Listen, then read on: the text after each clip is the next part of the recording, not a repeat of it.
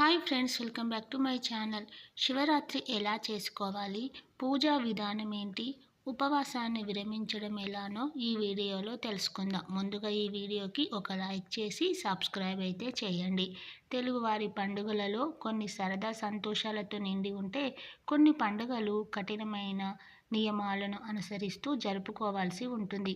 అయితే పండగ ఏదైనా భక్తి శ్రద్ధలు మాత్రం తప్పనిసరి.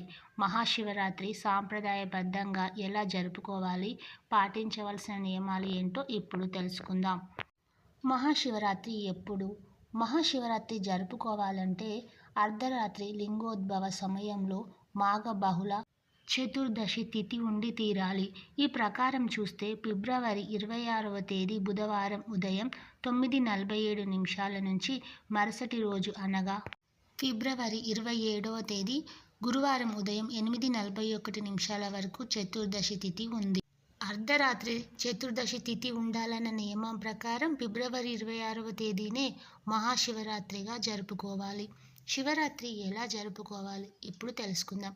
శివరాత్రి జరుపుకునే విధానం గురించి గరుడ పురాణంలో ఉంది. ఈ ప్రకారంగా శివరాత్రికి ఒక రోజు ముందు నుంచే, అంటే త్రయోదశి రోజు నుంచే శివదీక్షను చేపట్టాలి. రానున్న మహాశివరాత్రి రోజు ఉపవాస జాగారాలతో మనసంతా శివునిపై లగ్నం చేసి శివరాత్రి జరుపుకుంటామని శివుని సమక్షంలో శివదీక్షని చేపట్టాలి.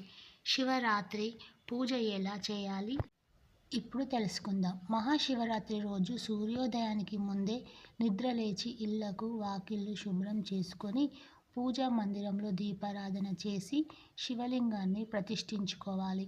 ముందుగా శివునికి షోడోపచార పూజలు చేసి పంచామృతాలతో శివునికి అభిషేకం చేయాలి. తరువాత శివాష్టోత్తర శతనామాలు చదువుతూ మారేడు దళాలతో అర్చించాలి. రోజంతా ఉపవాసం ఉండాలి. మనసులో నిరంతరం ఓం నమః శివాయ అని స్మరిస్తూ ఉండాలి.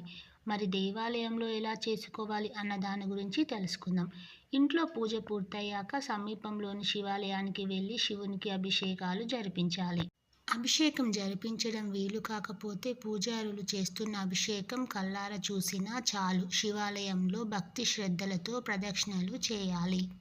మరి సాయంకాలం ఎలా చేసుకోవాలి అన్న దాని గురించి తెలుసుకుందాం.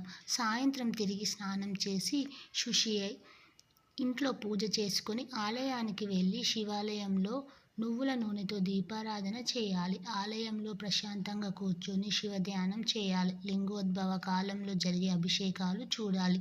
ఆ రాత్రంతా ఆలయంలో శివుని భజనలు కీర్తనలు పాడుతూ జాగారం చేయాలి. మరి ఉపవాసాన్ని ఎలా విరమించాలి అన్న దాని గురించి తెలుసుకుందాం. మరుసటి రోజు ఉదయాన్నే తలార స్నానం చేసి శివ పూజ చేసుకొని శివునికి పంచభక్ష పరమన్నాలతో నైవేద్యం పెట్టాలి. ఒక బ్రాహ్మణునికి భోజనము పెట్టి నూతన వస్త్రం తాంబూలం దక్షిణ ఇచ్చి నమస్కరించుకోవాలి. తర్వాత భోజనం చేసి ఉపవాసాన్ని విరమించాలి. ఇలా భక్తి శ్రద్ధలతో ఎవరైతే శివరాత్రి రోజు ఉపవాసం చేస్తారో వారు పరమశివుని అనుగ్రహంతో ఇహలోకంలో సకల సౌఖ్యాలు పొంది అంత్యమున కైలాసానికి చేరుకుంటారు. ఓం నమః శివాయ. తెలుసుకున్నారు కదా శివరాత్రిని ఎలా జరుపుకోవాలో. ఈ వీడియోకి ఒక లైక్ చేసి సబ్స్క్రైబ్ చేయండి. Thank you.